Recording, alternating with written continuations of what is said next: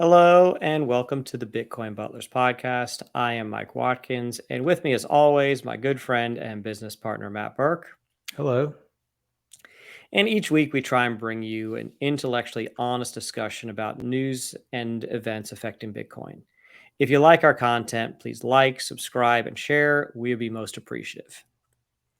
Well, we were both off on vacation last week, and while I was in the car on my road trip, I was spending some time thinking, and I realized just how early we are in the Bitcoin story. While Bitcoin's been around for 13 and a half years, it is still very early in the global adoption cycle. And this is to be expected because Bitcoin first had to prove itself as a stable network, as well as a technology that really worked and could be trusted. And since then, it has shown itself as being extremely resilient. Matt, I know you have some data on Bitcoin's last outages that affected the network.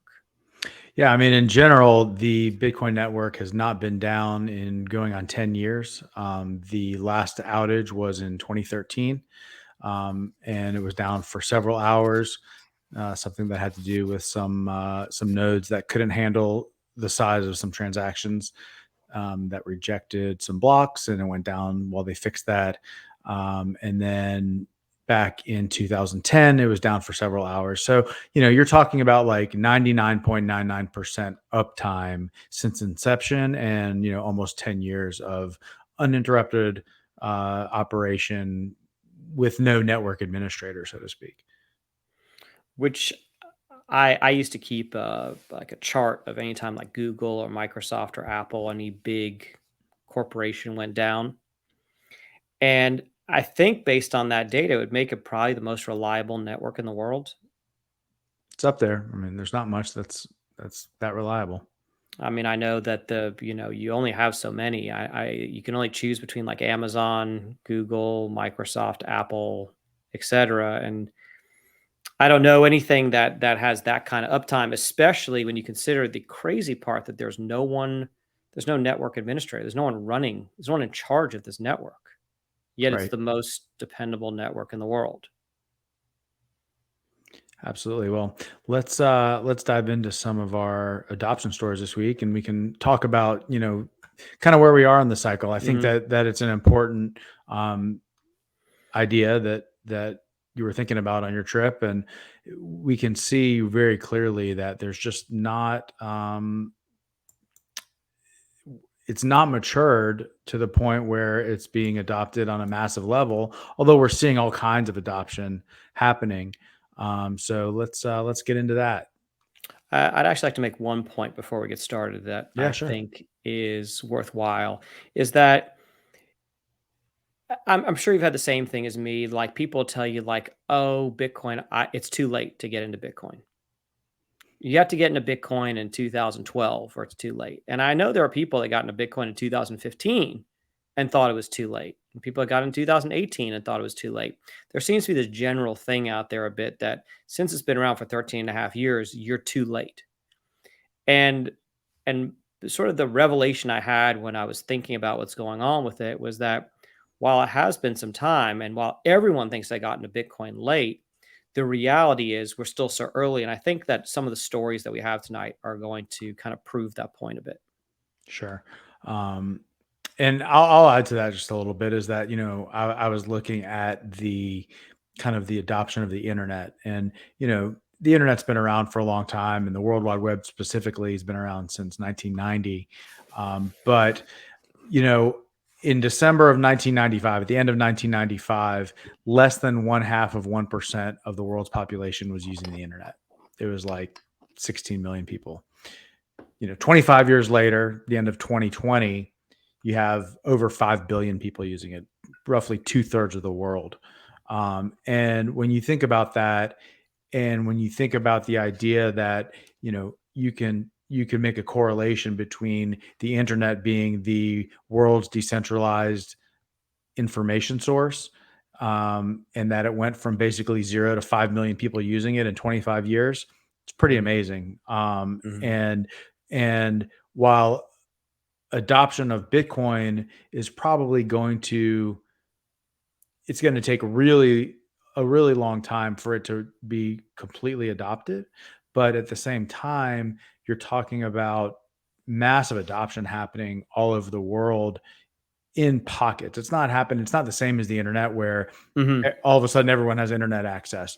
But this is how these networks kind of evolve, is that it starts with a very, very small number of people utilizing it. And it really doesn't, if you think of it in the scheme of things, 25 years is not that long for 5 billion people to adopt something. And we're only halfway there with Bitcoin in terms of how long it's been around. So um, I don't I don't know that we have a count of how many people own Bitcoin, because there's no real way to tell. But when you look at it in terms of the potential for the majority of the world to be able to adopt it, there's still plenty of runway. There is, and when I look at those stats of the internet, the thing that I find that's most surprising was that the biggest 5-year jump was between 2015 and 2020, where the internet gained 1.7 billion users. Mhm. The prior biggest jump was between 2010 and 2015, when it gained 1.4 billion users. But when we talk about that early part of the internet, 1995 to 2000, and you said, well, everyone has internet access. The reality is that only rich people, more or less, when I say rich people, I don't mean people with, a chauffeur and a butler and all those kind of things. I mean, if you put the world's population, draw a triangle or a pyramid, you put the world's population in there. If you live in the United States or you live in Western Europe, you're pretty rich compared to the rest of the world. Sure. And so a lot of people in the world didn't have internet. And what I see in this data is that, the iPhone came out in 2007. It took a few years for it to kind of gain some traction and for all the Android clones to be out there. But in 2005, so 2 years before iPhone came out, there were 1 billion or 1.02 billion internet users. And 15 years later, after you had about 13, 14 years of smartphones, you picked up 4.1 billion. Basically, smartphones got the rest of the world onto the internet. Yeah. And so you could even say with Bitcoin, like Bitcoin couldn't have been ready before that because you need kind of this giant network of people. But really, most of the gains from the internet came, if we consider the World Wide Web started in 1990, most of the gains actually started coming 25 years later. So if we Yep. were to relate that back to Bitcoin, and we're just kind of thinking out loud here, we still got 10 years, over 10 years to go to kind of be at that 2015 year. Did I just do that math right or wrong? Yeah, I don't know, but and again, it's hard to make that exact correlation between the Bitcoin and the internet, because Mm-hmm. I think it's a different user base potentially that you're talking about. But the point is that you get this kind of snowball effect that happens with any major technology, where, like you said, it's just the tip of the pyramid that's able to access it and has the resources to utilize it, and then over time it becomes ubiquitous because the cost of the technology goes down, and innovations happen, like you said, like the smartphone. Even, I would also argue that sometime probably in that 2000 to 2010 range, even before smartphones, broadband probably had a huge impact as well, because the ability to get fast internet in your home, or to have a cable Mm-hmm. modem and all of those kind of things, took some time to be developed. And once those happened, they really helped, accelerate that adoption. So I think, the corollary with Bitcoin is that as we see new technologies come on board, as we see things like the Lightning Network continue to grow, that's how you're going to see that snowball effect start to happen. Mm-hmm. Well, I think the point I was trying to make is I've seen some things, it may have been from Paul Krugman, where there's, the argument is, well, it's been around for 13 and a half years and not doing much of anything. Like for a technology to be 13 and a half years old, it's like behind the curve. And the reality is that you can't have something that has the potential world-changing ability of Bitcoin, especially when we're talking about money, unless that network has proven itself. And one of the point is that usually technology is adopted by the richest people, the richest countries. And certainly parts of Bitcoin were adopted by the richest countries, but now we might be in this weird technology adoption where some of the poorer countries are more eager to get on board, and the citizens of those countries more eager to get on board than in the richer countries. And we'll see that from some of our stories tonight, I think. Yeah, absolutely. I think especially where you have a lack of financial inclusion in terms of being able to, be within the banking system. A lot of poor Mhm. countries may not have a central bank; they just utilize, some other country's currency to as their own. All of those types of things really make uh, Bitcoin a prime candidate for adoption for people who, otherwise don't have access to good money, and that's a lot of what we'll see. So, Mhm. all right, let's jump into our stories. The first one is a U.S. story. The Missouri-based bank, Sullivan Bank, announced a partnership with Backed to enable customers to buy Bitcoin. So we've had a couple of things, not to be self-serving here. We've had a couple of things which we thought kind of funny where we were first. We've seen things we said on the podcast, which came up like a week or two later. Somebody else had a similar thought, or news came out that was like that. And um, my vision of where the banks are going is that, one, I think the banks want to be involved in Bitcoin, and two, the banks want to be your exchange and your custody agent for Bitcoin. Hmm. And it seems like that's what we're getting from this Missouri bank called Sullivan. So first of all, the bank's been around since I think 1895, which is Small kind of bank. interesting. Yeah. Yeah, which is kind of interesting because it's like these old banks, like an old bank in Switzerland, or like Switzerland's oldest bank was eager to adopt Bitcoin, and now we're starting to see this cooperation through backed holdings, Yep. BAKKT holdings, and I'm drawing a blank on. I can't believe I'm drawing a blank on. Who is the other company? NYDIG is doing all the Yep. work with the other banks. So this was interesting that this was backed, not NYDIG, but essentially the bank is going to have insurance on Bitcoin, right?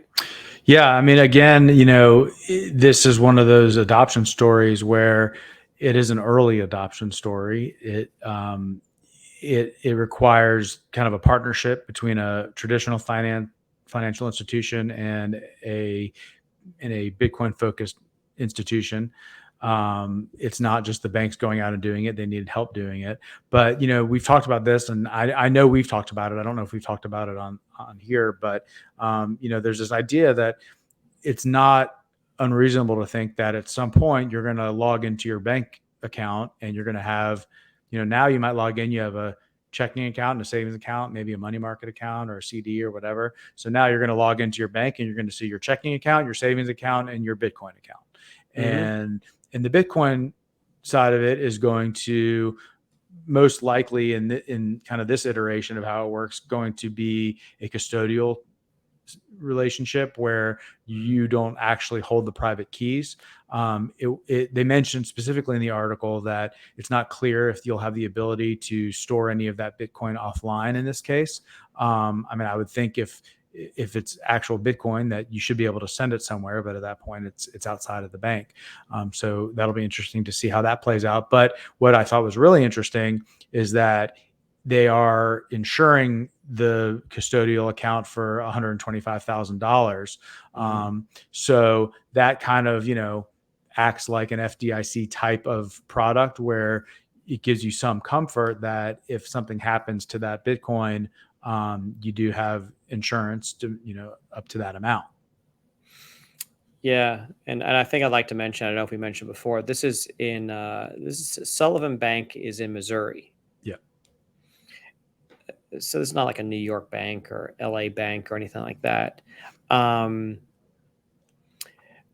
and users are able to see the checking balance and their Bitcoin balance in one app. Mhm.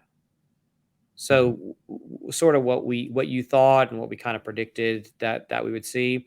I think I think this story in some ways shows just how early we are that this would be a thing, right? Yeah, So we would never if we're talking about like the world of finance, you would never say Sullivan Bank is going to offer a Visa card. That's not sure. news. Right. So the fact that this is actually news shows, I think, just how early we are, and we're early in many ways, but for the early part of this is that we are still at the part of the Bitcoin adoption cycle before all the banks are involved. And so I think you could use a test of saying, okay, is this something that we look back on in 10 years and say, I remember when you couldn't get Bitcoin at a bank, Right. Sure. I, right? I think that's a pretty realistic, idea that all of these things that we're seeing that are news stories today will seem like part of just the general infrastructure not that long from now. You could almost use that as a test, right? Like Mhm. if I read this story 10 years from now, or if I read the story in the future where we had full adoption, would this seem silly? And I think for this article and for the story, you would definitely say, yeah, that's not news. That a bank is going to let you buy Bitcoin is not news. Right. I mean, this Uh, is to me, this is like the equivalent of an article in the late '90s saying that a baseball game was broadcast over the internet. right, right. Or you could listen to, yeah, you could listen to a basketball game through the internet. You could Yeah. stream music or something like that. Yeah. Um, it's similar, and it just once again, it's not to be repetitive. It just shows that we are very early. Yep. And I did look it up. It's the bank itself is about a $500 million bank in terms of assets under management, like Hmm. 300 billion in deposits. Not tiny, Hmm. not huge, but Hmm. a Midwest bank that's been around for a really long time. I think it's an interesting story. And I think this is kind of a tester. They do it with a small bank first, Right. This is not Bank of a America pilot making the program, announcement. right? Yeah. Hmm. All right, let's go to the next story. Next story from the Philippines, the second country we're going to talk about tonight. The Union Bank of the Philippines is going to offer crypto trading and custodial services. Yeah, I was kind of surprised to see this one. We haven't seen the Philippines come up much, Mm-hmm. and Union Bank is one of the Philippines' largest banks. So you're talking about like, in terms of the Philippines, like a Bank of America, Wells Fargo size 15 bank. billion in 15 billion in assets, so obviously much smaller than a Chase or a Bank of America, but many times larger than the Missouri bank we just talked about. And also you have to go country to country. So this is, you can't compare the largest banks in the United States to the largest Of banks in the course. Philippines. Uh, but it just shows that this is spreading globally. To me, the story is more about the Philippines, that the Hmm. Philippines are now in the discussion because we haven't really seen them come up much. At least I haven't. And uh, I don't know what I still don't know what these banks' objectives are, except that the only thing that I can come to from this is that everyone kind of realizes that this is the future.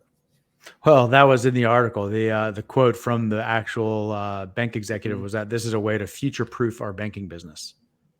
Mhm. Well, there you go. I mean, the banks. I think, and I don't know if this is accurate because I don't work at a bank, but maybe the banks are nervous that they could get left out of the future. They see this other thing coming, right? And people essentially have the bank is almost an app on people's phone now, right? Hmm. You don't need the brick and mortar resources that a bank provides to you. Yeah, And also, people in the Philippines are pretty poor.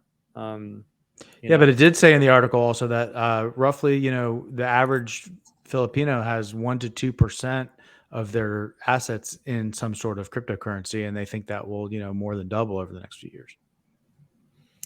yeah. It also talked about how this is something that we talked about a couple of the prior episodes, that uh, teenagers and other people who play video games are earning Hmm. crypto through playing video games, and that's one of the ways they get it. Sure. And also, one more thing in here, we also saw the company Medico, I think that's how you pronounce it, Yep. METACO, Hmm. is involved in this, and IBM Cloud. Yeah, that is. How is IBM Cloud involved? I didn't quite get that part. I'm not Do you sure. know? Yeah. No, I don't know. But what we do know is that uh, do we know if this is Bitcoin only or if this is crypto? Um, I want to say it was, and I may be mixing up my articles, but I want to say it was Bitcoin and Ethereum.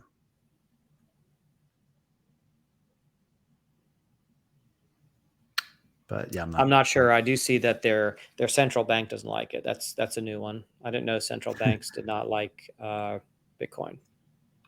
Yeah. So we'll see. But welcome to the party, Philippines. Yeah. There you go. All right, next one. These next two are kind of similar stories, but Mastercard and Binance are widespread adoption of crypto payment solutions. So this was a story about the a partnership between Binance and Mastercard to be able to provide a crypto based credit card to customers in Argentina. That's our third country, right? Yeah. So there have been credit cards in the past. The crypto.com card came out in 2018, Hmm. but I believe that is a prepaid card. That's right. That was a card where you could convert Bitcoin into fiat currency that you could then spend on the card. Hmm. Where we're not exactly sure what this is, but this does not seem like a prepaid card. No, it seems to be using the Mastercard network. How that's happening in terms of conversion between Bitcoin or whatever crypto is being spent into whatever the local currency is not totally clear. But it seems that it's more about being able to use Mastercard's payment network to pay using cryptocurrency. So is it using Mastercard's network, or is it using some kind of custom or different blockchain? Because I know they were talking about potentially using the reason Binance involved is because they may be using the Binance network for this, which would mean that if they're using you can't do Bitcoin on the Binance network. You might be able No, to do some well, kind of wrapped Bitcoin or yeah, something. BNB is its It's its own own token, of token. course. Yeah. Hmm. So yeah, I'm not really sure. I think that again, a lot of these stories sometimes they come out and they're just a lot of institutions saying that they are working on something, which is also another really good sign of how early this is. This is not them announcing what they did. They're just talking about this idea that they have on how they're going to implement a crypto payment solution without any real robust details on exactly what that means. Hmm. But in general, what it implies is that they're going to be teaming up with Binance to allow Binance, I would imagine, Binance customers who are holding cryptocurrency on that platform to be able to convert that into a payment using Mastercard. I'd like to read a quote here from their CEO. Yeah. So, MasterCard CEO is Michael Maybach. And here's his quote: We can unlock the full potential of blockchain technology when we make it easier to access and easier to use. One way to do that is by bringing crypto to everyday purchases. To make that a reality, we're working with Binance to let people use their crypto to make purchases at 90 million plus stores that accept Mastercard. So Mastercard's accepted by 90 million plus stores worldwide, Mhm. and it's this is coming from the CEO of Mastercard that they want you to use Mastercard. Mastercard wants to be involved in the crypto transaction, right? They don't want to be left out either, just like the banks. It's like you don't need a bank. You can do the same way that you don't need MasterCard to make a purchase. You can do all that in an app on your phone, same Right. I way mean, you don't need a bank. yeah, I mean, this goes back to some of the things that Strike is doing in Hmm. terms of using the either the Lightning Network or the Bitcoin network as the payment rails. Mastercard certainly doesn't. They'll view that as a threat for sure because Hmm. you're talking about a network that they're able to charge their customers 3% to accept payments on, potentially converting over to something that's more or less free. So I think it makes sense from that standpoint that they're like, well, we got to get in on some of that action because Hmm. it could be eating our lunch otherwise. Yeah, I think almost both these stories might be sort of people thinking about things in terms of the old system and Hmm. how these kind of legacy financial companies can try and stay relevant in what everyone thinks is the upcoming financial system. Sure. And one of the things that hasn't really been disrupted by the internet is the banking system. Yeah, We can't. it's probably been helped by the internet, if anything, Agreed. tremendously. Agreed. I was saying the same thing. It just gave them a better technology, but it wasn't like the Yellow Pages or payphone or long distance or so many other industries that were really, some of them were just wiped out by the Sure. internet, or certainly impact in some kind of meaningful way, whether it be positive or negative. And so, some ways I view this as, like I said, the legacy, just trying to hang on. But I still view that as something very positive because while there are people that are, I guess they call them like Bitcoin maximalists that only want things to be one certain way, the reality is that that's not how life works. Right. Um, and and even if people think this Mastercard thing is kind of silly or not really meaningful, it is, because I think there are two things in the story that make it meaningful. One is it's Mastercard. It's one of the biggest payment platforms in the world. And number two, it's Argentina. Hmm. So another country. And there was something interesting in that article, which was saying that Argentina, crypto or Bitcoin, those type of things are very popular in Argentina because they've had a horrible, a horrible, Crazy inflation. Yeah. yeah, they had a financial crisis in the '90s, and then they had a record debt default in 2001, and they've had a lot of issues. So the people there are not like Americans who don't understand why you would ever need a better money, and they've never seen anything really bad happen to their money since they've been alive.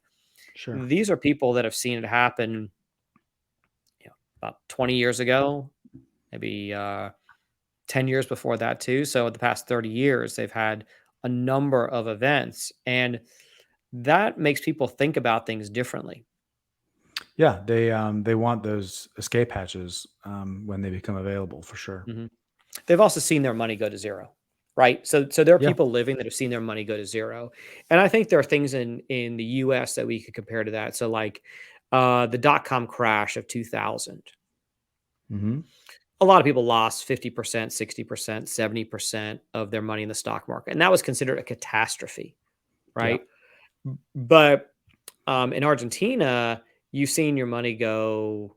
You've seen what would be, let's just use, say, $1 become nearly worthless, like less than you know, Less than a dime or less whatever. Yeah. less yeah, less than a penny, whatever it is. So this is a country that's seen how things can get bad and how their currency can be devalued very quickly. So this is in their mind. This is something that they are latching onto, and we're seeing that in other parts of South America, of course. Yeah. Well, here comes the next story. Exactly. Brazil, who we've talked about a lot. Brazil has a lot going on in this space. It seems like they've also got a a good compelling case as to why their people might want to adopt something like Bitcoin.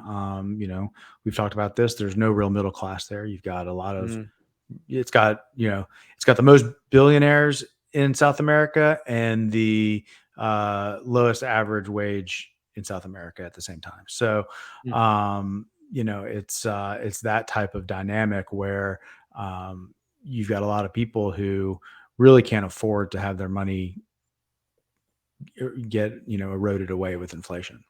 mhm. Uh, Well, at least it's an app on their phone that lets them buy something real. Like yeah. these are people that are mostly unbanked.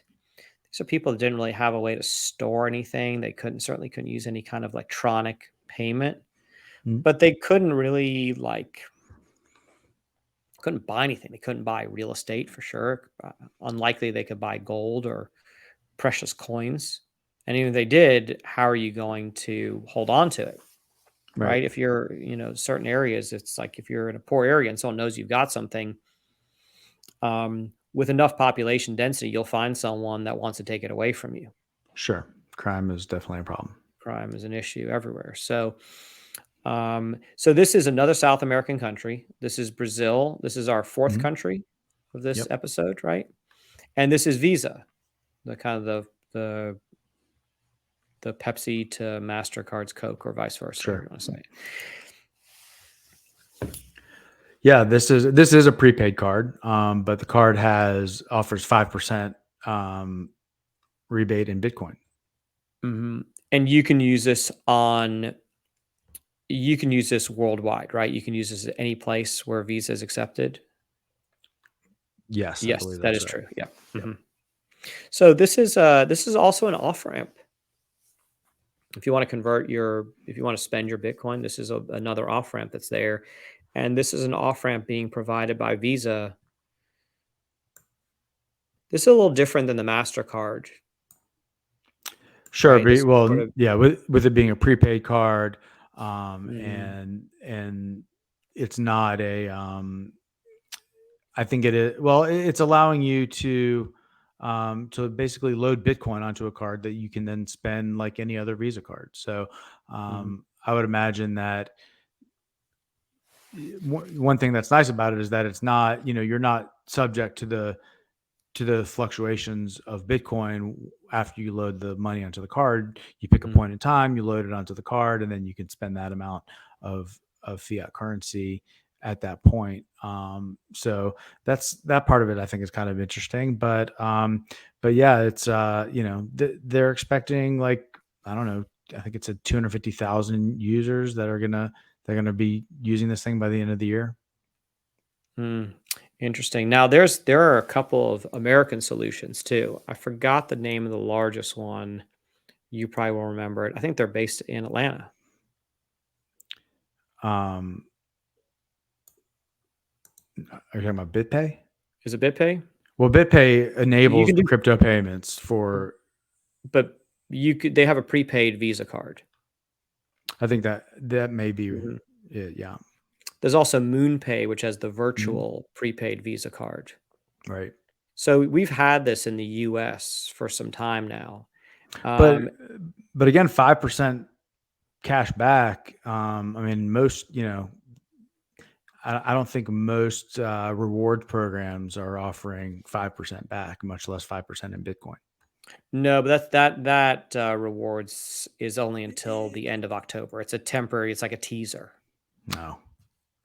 so it's not a permanent thing.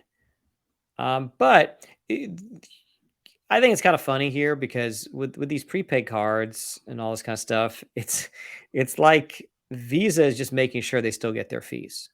Sure, we'll let you load up a Visa Sure. card. No Right. problem. Yeah. Because once it gets swiped, that merchant is going to pay the Visa network. Right. So they're encouraged to do this. That's why Yeah. they're there and letting people use their networks. Well, that's because, in the context of something like the Lightning Network, they are the yellow pages. Right. So Right. they're trying to protect their turf in a way. And it's one of those that uh, it makes sense for them to. It's actually a pretty smart way for both Visa and Mastercard to preempt some of that, erosion of their customer base that's going to inevitably come when things move over to that other payment rail. Hmm. I don't know. I wonder what their their vision is for how this is going to play out. But we're certainly seeing a lot of stuff going back to Brazil. We're certainly seeing a lot of stuff in Brazil. We had, I think, their banking giant Santander Hmm. and New bank. BTG Pactual, Nubank, uh, XP. That was Hmm. like their brokerage, like a Schwab, TD Yep. Ameritrade type brokerage. So there's something going on in Brazil. I know we talked about kind of getting to the bottom of it, but a lot of adoption going on there. A lot of adoption. All right, let's go. We've got another country, Australia. So Australia is looking at rolling out a Bitcoin ETF, um, something that has not happened here in the U.S., but it sounds like there's going to be one in Australia. And it's already been approved, right? Yeah, I believe so. Yeah. So, you know, eh, this is one of the things we talk about the differences between like internet adoption and Bitcoin adoption. Hmm. The internet didn't have governments and government organizations that were trying to stop it or trying to Yeah. slow it down more than stop it, I would say. So we know that when we talk about it's still so early, this is I remember when Australia didn't have a Bitcoin ETF, right? And so I would kind Yeah. of equate that to like a S&P 500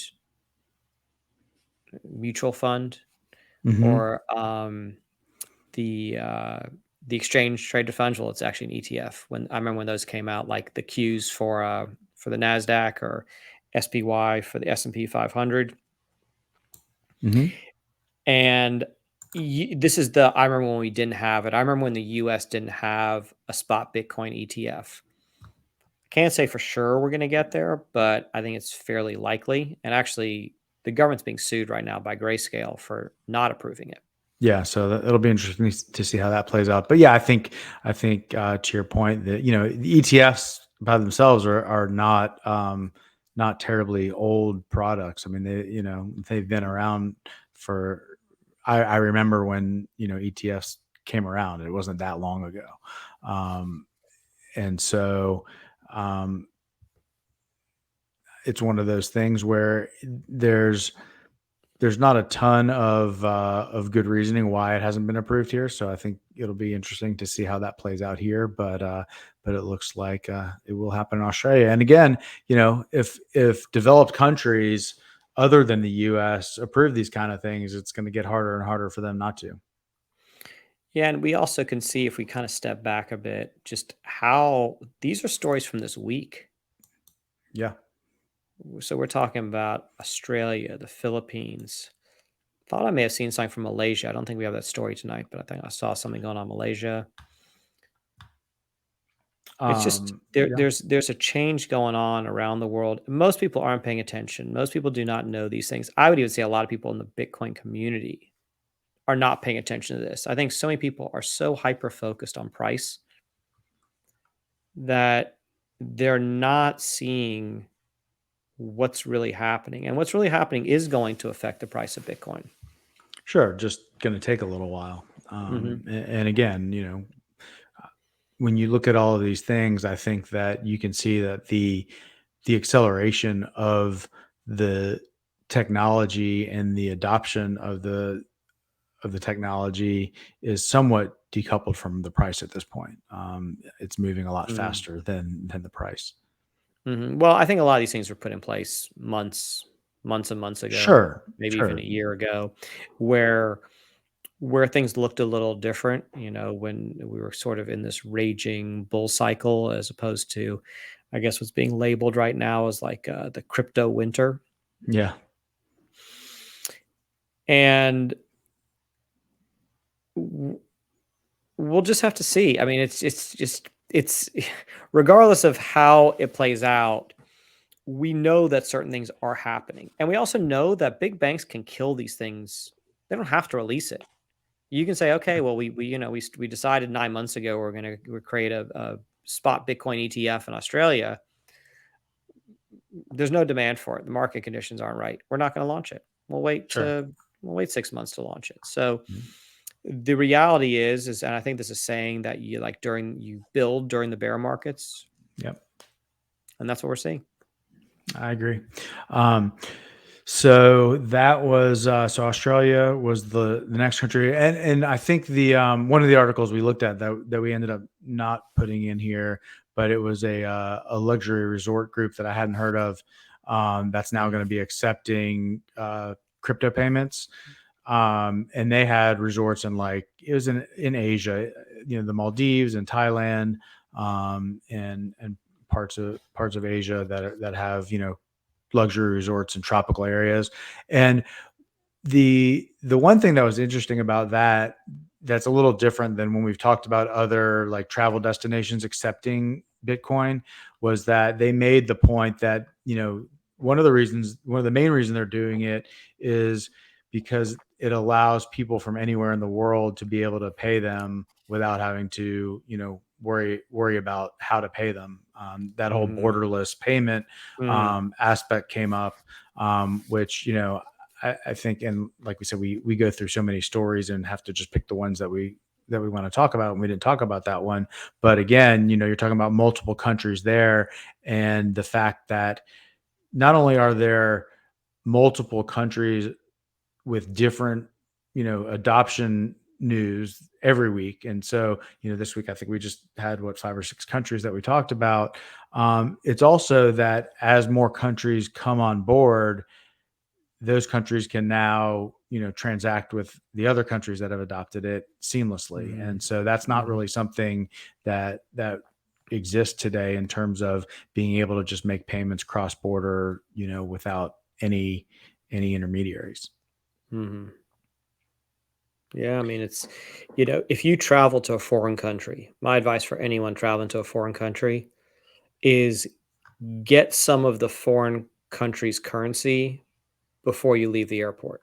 Mhm. Whether you get it, you know, regardless if you get it in a domestic airport or foreign airport, before you step foot outside of a foreign airport, you should make sure that you have cash, that country's cash or currency on you. Mhm. It's not safe to be in a country where you just have your credit cards. And I guess you get by in some American dollars, but that's just always a smart thing to do. And I know that there are people that go to El Salvador and intentionally do not have cash on them, intentionally go there looking to pay with Bitcoin and are able to Sure. pay with Bitcoin. Mhm. Yeah, I think So that's I something think that you'll see. feeds into your point, which is that it, it it it gets rid of some of those. I don't know what you call them, like money borders. I don't have a better name for them, but like Sure. I your mean, paper money doesn't work here. Like in your country, that's worth a lot. Here, that's not worth much. Like we don't right. take that. Um, yeah. And as ubiquitous as dollars are, in terms of being able to transact, around the world, I've been in foreign countries where they don't take dollars. You can't just Yep, walk, same. you can't just walk in somewhere and assume that they're going to take, whatever your local currency is. And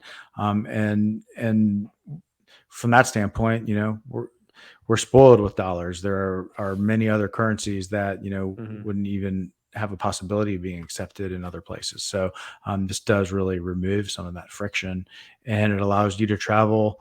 You can take as much money as you want to anywhere you want with just a few words memorized in your head. Mm. Yeah, so it's one of the reasons you should have currency on you is so that you can pay the cab driver to take you to Right. wherever you're going because they won't accept it. And so you could go to Argentina and potentially a cab driver there would accept dollars. They'd probably be fairly happy to get dollars, actually. Hmm. But if you, I don't know what Argentina's money is. I don't know what it's called. But if you were, do you know what it's called?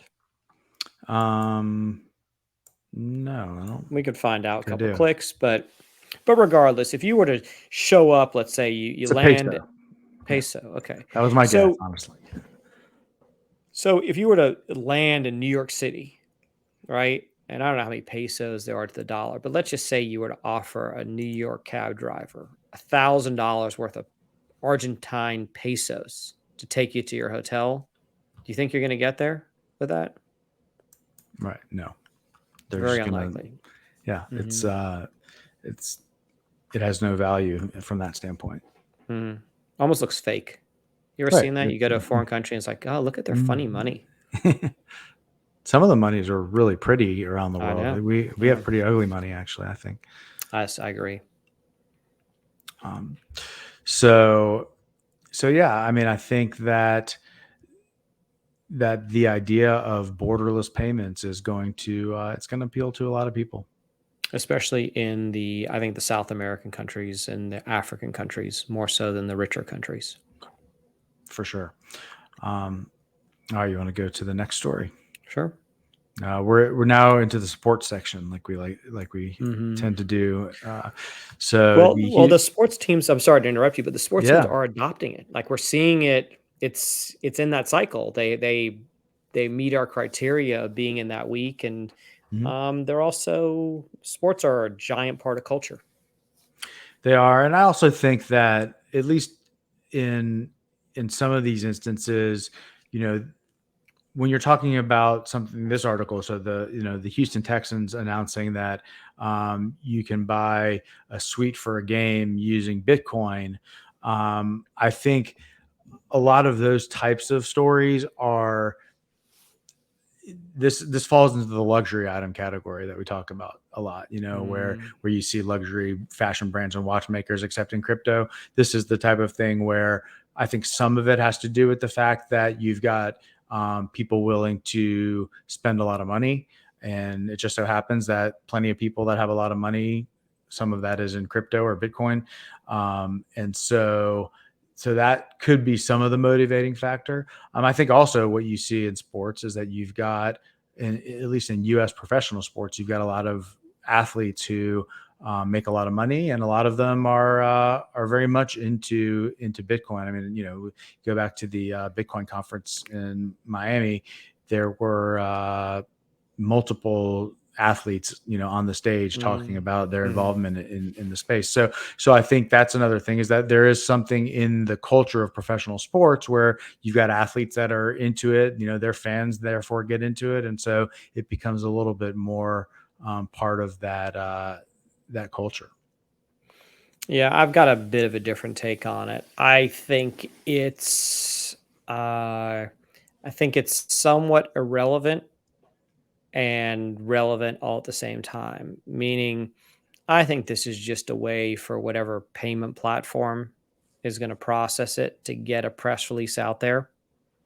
And they go to the teams. They say, "Hey, would you like to take? We have a platform where you can take crypto, and people can you don't want to do it for your normal game tickets because there are too many transactions there. But if someone wants to buy a $10,000 suite for a game, we can make it so that they could use their crypto, and we're going to instantly convert that to dollars, and then you can be one of the pioneers that your team is doing it because the Texans wouldn't do it if they didn't want their name out there, and the Texans now become the second team in the NFL, along with the Tennessee Titans, Hmm. that accept Bitcoin, and I'm assuming other crypto because it's really just this payment processor, and I'm not sure who the payment processor is here. It's not BitPay, it's It's better Bitwallet. BitWallet. Okay, so to me, this is well, there are a couple things that we know are happening. If indeed the Houston Texans are have some kind of arrangement with BitWallet, and this is true, then it does mean that you can pay for certain things, whether it's a suite or something else, with the Houston Texans, meaning the Houston Texans are on board. Mhm. But like the other sports stories, I don't think this is a particularly meaningful thing to them. I don't think they're particularly passionate about it, but it is showing the things that you're able to do. If you want something to be money or if you want something to have value, you've got to be able to do things with it. And this is one of the arguments a lot of the Bitcoin critics have, like you can't buy anything with it. Right. I think I saw that like early 2020, and it may have been Paul Krugman again, but that guy's basically wrong He's wrong on permanently. everything. Yeah. He's kind of take the opposite of whatever he says. And his thing was like you can't buy anything with it. And then the whole thing was like big news. You could buy a Tesla with Bitcoin. Right. And now you can buy something with it, which is kind of ridiculous because you could have bought things with it before. But what we're seeing is a steady stream of other things that you can buy with not just Bitcoin, but with other crypto. And that's coming through the payment processors like BitPay or BitWallet Yeah. and the Well, other ones and that are there. yeah, and to tie this back to some of the things we were talking about earlier in terms of how early we are, this is a do you remember when scenario where you might say, do you remember when the only thing you could buy at a Houston Texans game using Bitcoin was a suite for a game? And Mm-hmm. so, so it is kind of it's almost a one-off type of thing where they're not saying they're going to accept Bitcoin to buy a beer at the game. Mm-hmm. So it is a bigger ticket item. I also will be curious to see, do we see BitWallet advertisements start to pop up on the boards at the Texan games? I don't know. I was thinking the same thing. So I'm going to watch. I'll watch the Texans game now just to see. Yeah. But I think so I think there is some marketing aspect to it as well. Like you said, it is good publicity for BitWallet to say that that they're facilitating the ability to pay for football tickets. But again, I think it's an early adoption story. Being able to do one thing at two football teams stadiums does not really show that we're down the adoption road very far. It shows just how early we are. Yeah, for sure. All right, let's go here. So this is a soccer story. Villarreal is going to have a crypto exchange partner, Zoomex. Mm-hmm. Yeah, this team is not as big as some of the other teams we've seen, although they did make it to the semifinals of the Champions League recently, and they did win, I think, like the UEFA Cup. They're not a particularly big team. They had kind of this weird miraculous win of I think it was the UEFA Cup, some kind of Europe Cup, where I think they beat. I'm going from memory, Manchester United. It was a tie, 1-1, and they went to like penalty kicks, and it was 11-10, something like that in penalty kicks. They for a pretty small team, they had like this miracle win.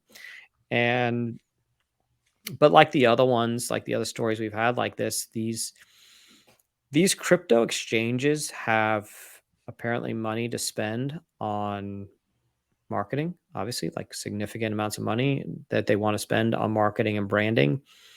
And being on a soccer jersey is a very, very good way to get your name out. A Sure. really great way particularly for the every fan of that team will know your name. And it's hard not to see if you're just watching the sport and you see a team that's playing your team, it's hard not to notice what's on the back or on the front of people's jerseys. Sure. A lot of times it's on the I always front. notice. Yeah. Always, yeah.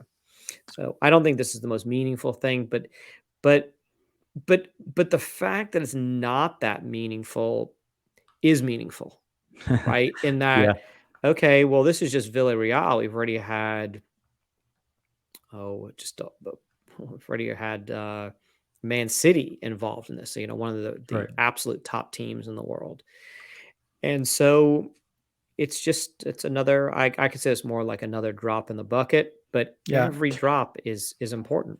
Well, and the other thing that we've talked about with soccer is that it is truly a global sport, and Hmm. so it's really smart for the exchanges to support and promote themselves through soccer, especially when you're talking about higher level soccer with international players. I mean, you know, I'm pretty much only aware of MLS here in the US because I Hmm. just don't really follow it, and Hmm. that's considered to be like some of the worst soccer in the world compared to these other leagues. And so these leagues, not only do they have huge followings wherever their teams are located, but they have players on the teams from all over the world. So you've got Hmm. people in Latin America who are cheering on their countrymen who are playing soccer in England or Spain or Germany or whatever. So it's kind of this cross border marketing platform that kind of ties into what we were talking about before, that if you want to advertise borderless money, it's really smart to do it with a borderless sport. Hmm. Yeah, I agree. And then also, people buy these jerseys. These jerseys are Mhm. extremely popular. So it's not just the players that are wearing your brand, it's you, Absolutely. right? You're wearing the Zoomex brand on your shirt. And unless you're really not curious, like really, or really like a particularly not curious, like a bizarrely not curious person, you want to find out what that is. You just look into it. Yeah. You would at least know what it is. Whether you want to use Yeah, it or not use it is a different story. I would agree. I think if you're a fan and you see Zoomex and you don't know what it is, you're probably going to type that into your phone search engine to find out what it is. Hmm. For sure. So, yeah. And what Villarreal is Spain, right? Hmm. Yep. We had So another Spain story, which it was one of the Madrid teams, yeah, well, we had Deportes, Atletico Madrid, which is like Atletico Madrid. Yeah. number three team there. Yeah, yeah. But once again, we step back. People need to step back. Don't don't focus on the price. It doesn't tell you a whole lot, and there are a lot of things that are affecting it. But well, I guess the price is important if you really care about it on a day-to-day basis. Like if you're looking to cash out or you have a need to get out quickly. But you're if you're and I know there are people that bought in and made a lot, and there's certainly a lot of crypto millionaires out there. Let's not For and sure. billionaires. Let's not kid ourselves. But that's not like a particularly thoughtful pursuit. I don't like to say that Bitcoin is an investment because I think it's kind of a weird thing, but in a lot of ways, I guess it kind of is an investment. I mean, I think that probably 99+% of the people that put their money in Bitcoin are putting it there because they are hoping it will go up in value, not just Right. maintain value, but go up in value. And part of the reason for that is one, it's historically done. That's been the best performing asset since its inception. Mhm. Although that can be a bit misleading because, of course, it'd be the best performing asset in some ways because it started from less than zero, Right. It's right? when it goes from zero to anything, that's incredible performance. Hmm. But But yeah. but I would say that we don't tell people to buy Bitcoin. We tell people to study Bitcoin. But if someone did say they were buying Bitcoin, my advice would be, well, don't I wouldn't touch. I don't plan on touching that for at least 5 years. Make sure that Yeah. you at least have one of the halving cycles covered, right? So 5 years would ensure that you have at least one halving cycle covered. Yep. And we went down to Miami for this recent conference. I think the most impactful conversation I had with anyone was Pete Rizzo. Mhm. Maybe we could get him on the show.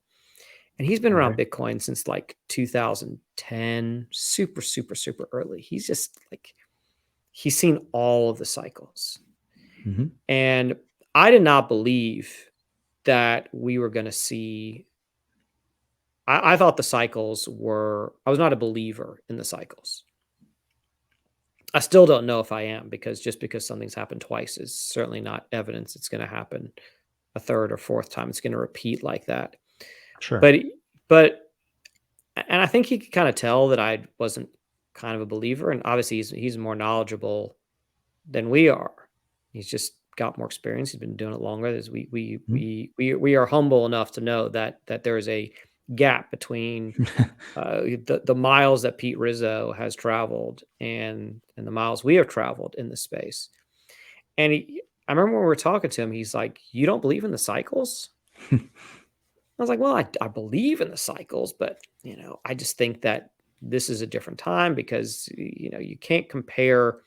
I think it's can't compare like pre Michael Saylor Bitcoin to post Michael Saylor Bitcoin in some ways, and you can't compare like you know pre Mt. Gox to post Mt. Gox failure, and you Yeah. can't compare like pre Silk Road to post. There's just a lot of things going on, Block and size wars, all of that. Yeah. of course all that stuff, and now we're talking about stories where we've got it's worldwide adoption and big companies like the oldest bank in Missouri doing this, or one of the oldest banks in Missouri, the oldest bank in Switzerland. You're just seeing these old legacy financial institutions starting to adopt this and trying to adopt it, and Visa and Mastercard, and you realize that this is a different world. And so I thought, well, it's just gonna. I you always think that when other people figure out what you figured out, that they'll make the same decision, or that they'll realize that Bitcoin is like this incredible. It's one that, in my opinion, is one of the world's greatest inventions. I And agree. it's really just this remarkable thing. And when what is that thing? It's even hard to define what that thing is. Certainly in a way that average people could understand. So I kind of lost my point there, unfortunately. But I remember, like I said, that impactful thing. I still keep thinking back to that moment where we were said, like, you don't believe in the cycles, and I even think that part just shows just how early this still is, where Bitcoin has still these wild fluctuations, and it's accepted globally, but only starting to be. It can't get a spot ETF in the US. All the banks Sure. don't have it yet. There's still a lot to work out with this. And so going back to our theme for this episode, it's still early. It is definitely very early. And um, when you were talking about, the cycles, like I think that a lot of people were expecting to come into this last halving, um, thinking things were thinking that they could predict kind of where we would end up, by the next halving. And I think that maybe what we're seeing now is there are maybe more externalities that are impacting price than there were in the first couple of cycles. I think that it's more subject to things other than just people buying and selling it, on open markets. I think that, but again, that goes along with adoption, because some of these issues where we've seen price go up or down are now being affected because of things happening, whether it's politically or just, we saw, for example, when I saw today actually when they announced that, and I don't know if this is a correlation, but I saw that when they announced this student loan forgiveness program, the price of Bitcoin shot up for a few minutes there. And you could argue that there is a correlation, because that is an inflationary type of thing Hmm. that could cause people to say, I want to put some money here, in order to protect it from this $300 billion of inflation that's going to occur over some period of time. So I think that there may be some element of things happening in society having more of an impact on how people view it, and so it makes it a little harder to predict where it's going to land. But I also think that I'm not worried about what it's going to look like in 5 years from that standpoint. And again, like you said, we don't tell people to buy Bitcoin. We tell them to understand it and study it and decide if they want to buy it.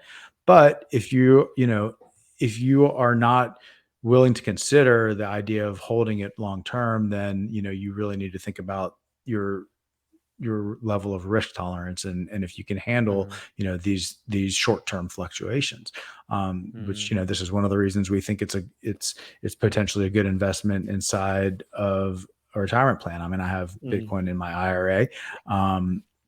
And so if you're able to have a lower time preference in that sense, then you might end up being able to weather some of that volatility a lot better. There's also there's been a lot of Bitcoin coming off the exchanges lately. I was thinking about pulling some of the numbers on that, but it's at I think over the past like 5-6 months, like 300,000 to 400,000 Bitcoin have come off the exchanges, leaving about 2 million. Not Yeah. 100% sure on those numbers, but I saw some the other day, just seeing how much Bitcoin's coming off the exchanges, and to me, that's one of my key metrics, because the more Bitcoin that comes off the exchanges, the more the price rises. The more Bitcoin that goes back onto the exchanges, the price falls, because it goes onto the exchange because people are selling. It comes off the exchange because people are holding on to it in usually cold storage, or they should have cold storage, but they're not leaving it on the exchanges. So, well, maybe that's something we could talk about on the next episode, is what's happening on the exchange side of things. And also, I think, we've seen very recently very strong cases for why you shouldn't leave your Bitcoin on an exchange. Certainly. Once again, it's still so early. People just figuring this out. It's just still at an early part. Yep. Even I even think that 7 years from now, it'd be 2029. Okay. I think that's still fairly early, although I think around 2029, 2030, in that area, it's hard to imagine where the adoption will be, especially if we're going at the pace we're going now. Yeah, and you're still talking about less than 10 years. Yeah. So, all right. Anything else? No. All right. Well, I will tell everyone where they can find us. So, Great. website is btcbutlers.com, Twitter at btcbutlers. You can email us, info@btcbutlers.com. Our DMs are open on Twitter. As Michael said in the beginning, if you enjoyed this, please like, subscribe, download, tell your friends, comment. We're always happy to have comments, and we'll address anything we can that is posted on either our podcast videos or on Twitter or whatever.